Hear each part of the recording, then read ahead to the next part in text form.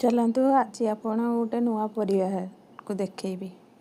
यो परिवाटी ना आम ओडिशा केबे भी देखी नथिलु कि जेबेठू महाराष्ट्र आसे परिया मार्केट गले परिवाटा को आम देखू किंतु आमे केबे खाइनु कि आनिनु याकू फास्ट टाइम पे आनिलु से परिया बाजार रे जड़े मौसी सब आम सब परिया आणु से जेबे भी ये आणती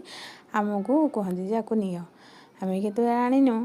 आनी जानिनु खाइबू कौन यार रेट भी बहुत महंगा 50-60 टका किलो शायद रहे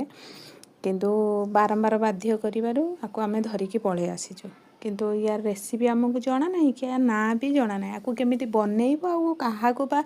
आकु कहिले भी केही कहि परना जने भाभी को पचारलो महाराष्ट्र से किंतु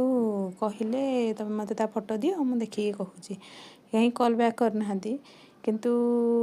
जी भी आम ओडिसा रो या ना जानी कि रेसिपी जानते हमको